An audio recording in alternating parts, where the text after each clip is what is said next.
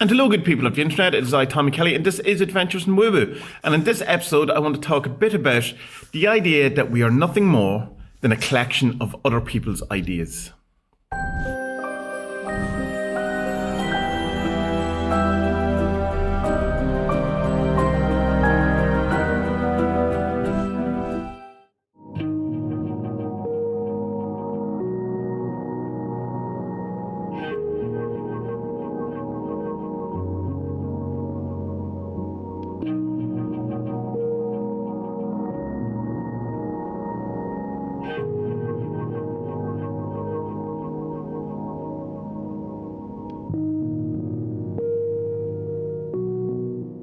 So a while back, I did a whole podcast about this kind of idea before, and that'll be in the show description down below if you want to have a listen to that. And I mentioned it a bit on the December vlog as well, but I want to go into this idea a bit more. It's something that has come out of the whole therapy thing I'm doing, and I don't think it's directly related in the sense of that it's not part of the type of therapy I'm doing, but it has led me to this kind of, in a sense, conclusion maybe, or just current thinking.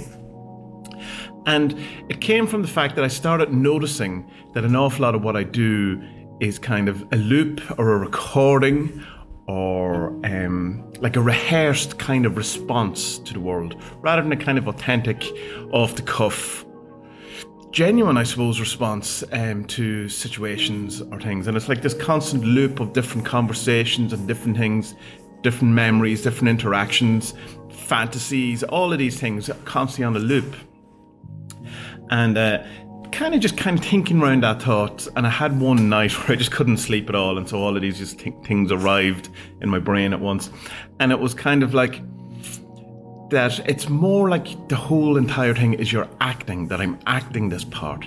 And you can find yourself sometimes, well, if you're like me, you may, within, say, an argument, and you kind of go, I'm not even angry about this. Why am I arguing? Why am I so annoyed? Why is my, in a sense, body reacting in this kind of way? There's just kind of small voice in the back of your mind that's kind of witnessing the whole thing, and this is ridiculous, you don't feel this. And you can do that in other things, it's not just in anger. I found myself doing it in times when I go, oh, this should be really, lovely, or this should be really sweet, or I should be feeling happy, and realizing that I'm acting happy, or I'm acting, I don't know, whatever the emotion is. Now, it's harder to capture that when you're possessed by the emotion, so you're really angry, whatever. That kind of voice has less kind of scope to be heard. So this kind of whole thing of going, well, what if the whole thing is an acting type thing? And I've had situations where I'm definitely going through the motions of things and, saying my lines. I know what the answer is, talking to the same people about the same things as if it's, done by rote or if it's like, this is the game, and the whole thing kind of felt like this is a game. This whole thing feels like a game. And I have this idea that the whole of existence, in a sense, is a bit like a puzzle that you have to solve, particularly your life. That you have to work out this bit, what that means, and that kind of switches the puzzle piece a wee bit so that a new bit opens up, and then when you solve that, the next bit opens up. But I see kind of all interaction as a kind of a puzzle and a game. It's as if to uncover the real behind it all, the kind of reality behind the appearance of everything. As if that the game is, in a sense, to try and discover who the man behind the curtain is. I'm just going to move slightly because my hand's getting sore down. And then I just that whole thought that I had in the podcast I was talking about earlier, came back about that. My personality, even my interaction, my day-to-day interaction, I can kind of see that it's an acting, it's a fabrication, it's someone saying lines, it's playing a part. And then I got to think I was saying about the thing I talked about in other podcasts, is that my personality and my interests and my view of the world and my opinions, I can nearly in all cases point to where they come from. Some of them are consciously, I've picked up, some unconsciously, like say things from family or friends growing up, that you have opinions or you have personality traits that you've just collected from other people, kind of unconsciously, that you suddenly, someone will go, oh, you sound just like your dad when you said that, or, that reminds me of this thing, or you'll find yourself saying something and you go, oh, that's my friend used to say that. But I really started looking into that, And I noticed there wasn't any part of me that I couldn't relate or view the origin of being from someone else or somewhere else. That there was no intrinsic originality to me, or no self, no I behind it all. Whereas there was an awareness, say, but there was no kind of person who had their own personality or ideas or original thought in many ways. That's kind of an interesting kind of thing to realize, and it's a thing that's in Buddhism, not all Buddhism, and people get very kind of I don't know, angry and uptight about Buddhism, and like there's like real Buddhist nerd things, and like I understand all that. I can, being an occultist, I understand the nerd aspect to it all. But why I'm saying that is because I'm not speaking for all Buddhists, and I definitely don't have any authority to speak with Buddhism in any kind of thing other than I've read a few books, I've listened to a few podcasts. But it's this whole idea that behind your thinking, behind your consciousness, there's no actual self. There's nothing there. Now, some people say it's the void, some people say it's an illusion of self. People like Daniel Dennett and that kind of ilk would say that consciousness is just an epiphenomena of the brain, which means it's kind of like a byproduct, a thing that happens due to the functioning of the brain and is not real. It's real because we can experience, but it's not actual, it's like a falsehood. And there's kind of a very similar type of thought in Buddhism, where they would see thinking and consciousness as just another sense. In the same way, you don't think you're what you hear, you don't think you're what you taste, you don't think you are what you see, you don't think what you are what you feel, you also aren't what you think. You aren't what you imagine yourself to be. That it's just, the thinking is just another sense, it's just another way of interacting with whatever this is we're interacting with. I remember when I was a teenager that there was a kind of a sense in me that I wasn't right, or that I wasn't getting what I wanted, or that people weren't responding in the way I wanted to me. So I kind of got, I suppose, in a way, looking at it now, felt that I had I suppose that whole thing, if you don't think you're good enough, or there's a flaw to you, and I've deeper kind of things about that I'll not bore you with right now. But what I did, my kind of way to engage with that was to deliberately take on personality traits from other people, mostly kind of famous people that I admired or I thought were cool, or had some sort of attribute that I felt other people would admire, and that if I had that, then I would get the same kind of accolades and rewards that they get. It's very like a kind of, I suppose, NLP modeling, or chaos magic, invoking, only using pop culture kind of references and stuff like that. But I definitely did take on personality traits, not in doing impressions. It's not quite that, although it's you're in similar ground. It's not that, like, say, Eddie Izzard would have been a huge influence in me, and it wasn't that I went round trying to be Eddie Izzard, or I wouldn't go around repeating his or hers, depending on the day, comedy stand-up routines or anything like that. But it was a kind of an approach. I took his kind of style of sense of humor and took it on as my own, and kind of used that. And I found that I did that with other people that I was around, that I would take on their traits as well. But that seemed to be a bit less conscious, although sometimes consciously. But there was other people too. Like, there was definitely, like, when I wanted to be a rock star, I was like, I wanted to be Dave Navarro. Not that I wanted to be Dave Navarro, but I wanted to be, I suppose, a similar kind of how I felt he was cool. I wanted to be cool in that way. Dave Navarro has become, I suppose, less cool and more mainstream, or maybe no one knows him anymore. It's hard to know. In my early teens, Jane's Addiction were the height of cool. So, sure, those things are just two examples of deliberately taking on kind of personalized. Now, again, wasn't doing an impression of Dave Navarro, although I did try to have my hair like him. I did kind of do a kind of somewhat an impression of him in my guitar style, and even my stance and my stage presence and stuff like that. But there was other influences too and all that. But it's a good example to kind of see of something that I did that at a definite kind of point. And then when I got to kind of know his personality and stuff as it went on, because you did, back in the day, you didn't know much about people who were in bands. You just had the album cover, that was it. There was no internet, no YouTube, none of these things. And then I kind of took on bits of his personality too, because again, it was part of that kind of coolness type thing. So just a quick interjection here. I just wanted to point out that it wasn't just famous people, if that's kind of what I'm implying.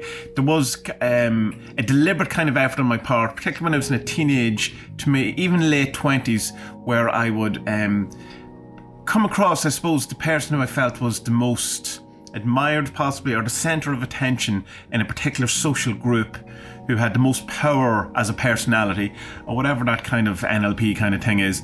And I would very much kind of latch on to them and kind of try to emulate them in many ways. And that was probably a bit more kind of impressionistic than it was with, say, some of the earlier things, the more famous people. That was kind of trying to very much steal a part of their personality, or part of their kind of, in a way, social standing as well. It's odd looking back on it. I did it 4 or 5 times with different people, all male, and maybe, possibly significantly. And in a way, I suppose it was kind of a mentorship thing going on there as well. They were older than me. There was a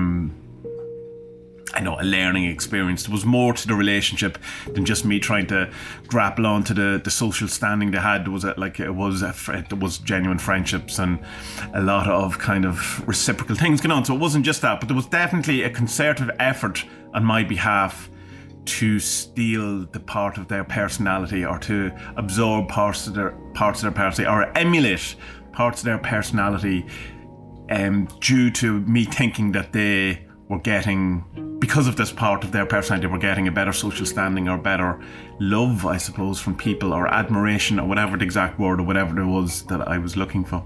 Anyway, just wanted to say it wasn't just Dave Navarro and Eddie Izzard and any other famous people. It was real people too. And then there's other stuff, obviously, that I noticed that I'll say things now that my dad would have said, or said it in a way that my dad would have said it, or different people, or my mum, or friends growing up and stuff like that. And even down to art and comics and all that, I got from my cousin, who was big into art, still is big into art and comics and stuff like that. So that's like, but it's more than an influence. It was me trying to get, in a sense, what he had.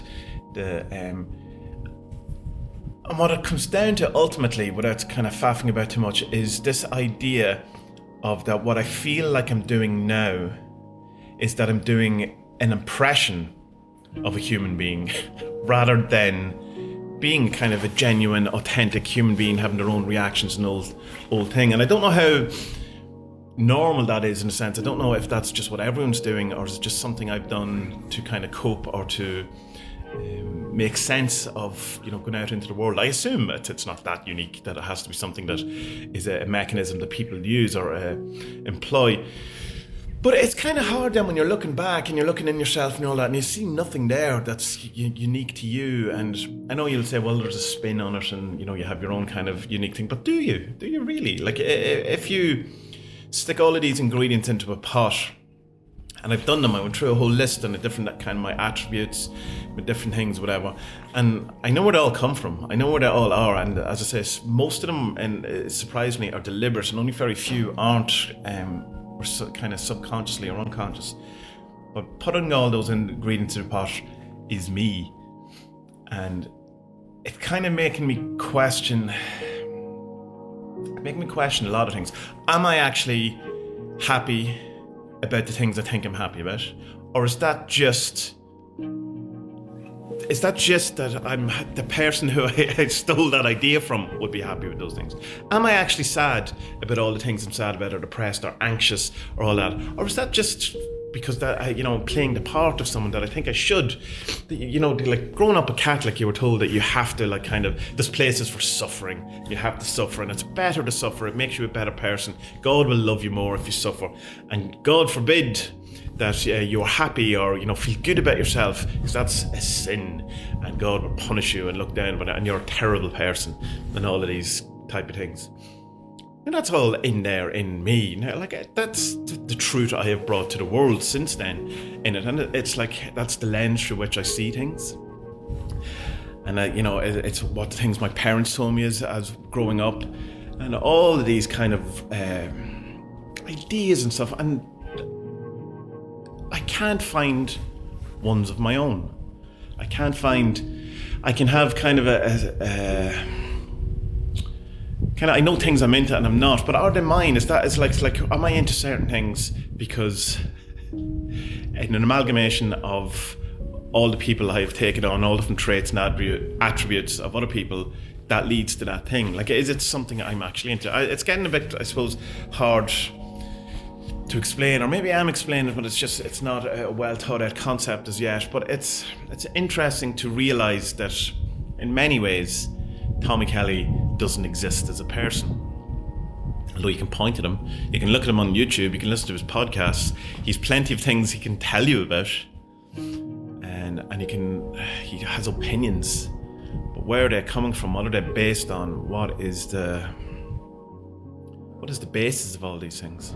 And the second interjection, just because an idea came to me, not that it came to me, I just remembered when I was driving home from the castle that I just wanted to say it towards the end as well, that if it is a case that it's just that my personality or my being is just a collection of other people, then in a sense it should be easy to take the bits I don't like and then slot in a new piece, and that'd be a very kind of chaos magic, paradigm shifting or whatever it is kind of idea.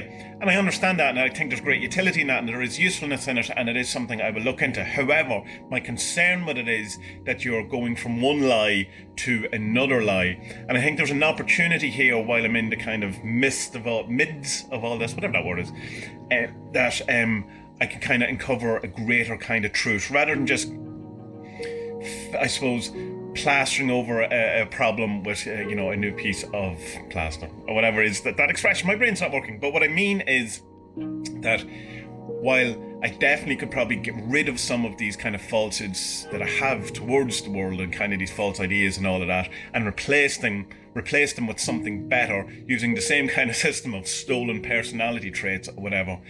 But I think I have an opportunity here to uncover a greater truth about myself, or a kind of a greater,